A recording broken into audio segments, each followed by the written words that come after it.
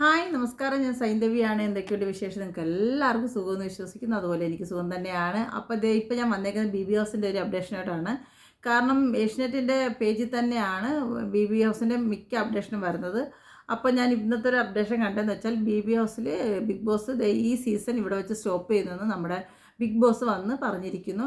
അതുപോലെ തന്നെ അവരിൽ നിന്ന് പുതിയ കണ്ടൻ്റ് ഒന്നും കിട്ടാനും ഇല്ലെന്നുള്ള രീതിയിലാണ് ബിഗ് ബോസ് സംസാരിച്ചിരിക്കുന്നത്. ശരിക്കും പറഞ്ഞാൽ ശരിക്കും സത്യം തന്നെയാണ്.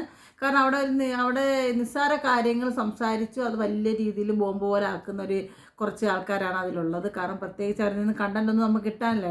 ചെന്ന സമയം മുതൽ ഇന്ന് രാവിലത്തെ മോർണിംഗ് ഈ നിമിഷം വരെ അവരവിടെ ഒരു ഗെയിം കളിക്കാനായിട്ട് എനിക്ക് ഫീൽ ചെയ്തില്ല. ഈ വീട്ടിൽ സ്കൂളൊക്കെ അവരെന്നെ പിച്ച് ഇവരെന്നെ നുള്ളി എന്ന് പറയുന്ന ഒരു രീതി തന്നെയാണ് അവിടെയുള്ള മിക്ക ആൾക്കാരും. അവരൊരു സ്ക്രീൻ സ്പേസ് നേടാൻ വേണ്ടി മാത്രം വന്നിരിക്കുന്ന ഒരു വ്യക്തികളായിട്ടാണ് എനിക്ക് ഫീൽ ചെയ്തത്. ശരിക്കും പറഞ്ഞാൽ ഈ പ്രോഗ്രാം ഇവിടെ വെച്ച് നിർത്തിയിട്ട് തന്നെ അതിന് അർഹരായ മനുഷ്യരെ കൊണ്ടുവരും, അത് കളിപ്പിക്കും, നമ്മൾ കാണാൻ തയ്യാറാണ്. ഇങ്ങനെയുള്ള ആൾക്കാരെ കൊണ്ടുവന്നിട്ട് നമുക്കൊന്നും ചെയ്യാനില്ല. അവിടെ ഒന്നും കളിക്കുന്നില്ല അവർ.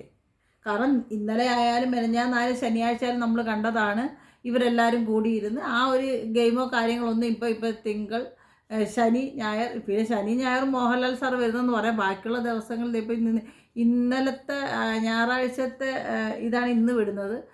ഓരോ ദിവസത്തിന് മുമ്പുള്ള പ്രോഗ്രാമാണ് നമ്മൾ കണ്ടുകൊണ്ടിരിക്കുന്നത്. പക്ഷേ അവിടെ പ്രത്യേകിച്ചൊന്നും നമ്മൾ കാണുന്നില്ല.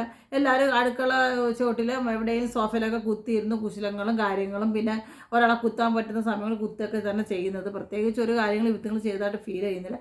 എല്ലാത്തിനും പുറത്താക്കിയിട്ട് ചാണകവെള്ളം തളിക്കുന്നത് തന്നെയാണ് നല്ലതുള്ള സത്യം പറയാമല്ലോ. അപ്പോൾ എനിക്കിന്ന് ഇതാണ് പറയാനുള്ളത്. എല്ലാത്തിനെയും ആടിച്ചിറക്കി പുറത്ത് കളഞ്ഞിട്ട് ചാണകം വെള്ളം തളിച്ച് പുതിയ ആൾക്കാരെ നല്ല സമൂഹത്തിൽ നമ്മൾ ഇവരുടെ ലൈഫ് കണ്ടാൽ കൊള്ളാമെന്ന് നമുക്ക് തോന്നുന്നതായും അത് ബിഗ് ബോസിന് തോന്നുന്നതായ ആ വ്യക്തികളെ കൊണ്ടുവരിക. അല്ലാതെ ഇങ്ങനെയുള്ള ആൾക്കാരെ ഒന്നും കൊണ്ടുവന്നിട്ട് ഇവരുടെയൊക്കെ ജീവിതവും ഇവരുടെയൊക്കെ പെരുമാറ്റ രീതിയും കണ്ടിട്ട് ഈ നാട്ടുകാർക്കൊന്നും പഠിക്കാനില്ല. ആണുങ്ങളുടെ ആയാലും പെണ്ണുങ്ങളുടെ ആയാലും ഈ പ്രാവശ്യം വന്നേക്കുന്ന എല്ലാ മരവാഴകളാണ്, പറയാതിരിക്കാൻ പറ്റത്തില്ല ബിഗ് ബോസ്. എന്നിട്ട് അടുത്തൊരു സീസൺ നല്ല രീതിയിൽ നല്ല ആൾക്കാരെ കൊണ്ടുവരിക, നമുക്ക് കാണാൻ ഇൻട്രസ്റ്റ് ഉള്ളത് ആൾക്കാരെ കൊണ്ടുവരിക.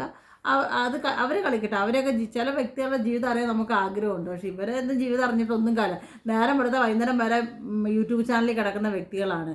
എന്നിട്ട് ഇപ്പോൾ ഇവരെക്കുറിച്ച് അറിയാൻ ഞങ്ങൾക്കൊന്നും നേടാനില്ല ബിഗ് ബോസ്. അപ്പോൾ ഇതാണ് പറഞ്ഞത്, നിങ്ങൾ അങ്ങനെ തീരുമാനം എടുത്തെങ്കിൽ ഏറ്റവും ഉചിതമായ തീരുമാനം എന്ന് പറയാം. അപ്പോൾ ഇന്നൊക്കെ ഇതാണ് പറയുന്നത്. ഏഷ്യാനെറ്റ് ഈ ബിഗ് ബോസ് 7 ഇവിടെ വെച്ച് സ്റ്റോപ്പ് ചെയ്യുന്നതാണ് പറയുന്നത്. സത്യാവസ്ഥ നമുക്ക് ഇരുന്ന് കാണാം. ഇനിയിപ്പോൾ നമ്മളെ പൊട്ടരാക്കിയോന്ന് അറിയാൻ പറ്റത്തില്ല. അതാണല്ലോ ഇപ്പോൾ നടന്നുകൊണ്ടിരിക്കുന്നത്. നമ്മളെ പൊട്ടരാക്കുക എന്നുള്ള കാര്യം തന്നെയാണ് ഇപ്പോൾ അവിടെ നടന്നുകൊണ്ടിരിക്കുന്നത്, അല്ല വേറൊന്നുമല്ല. അപ്പോൾ ഇതാണ് പറയാനുള്ളത്. Okay, bye bye, Tata.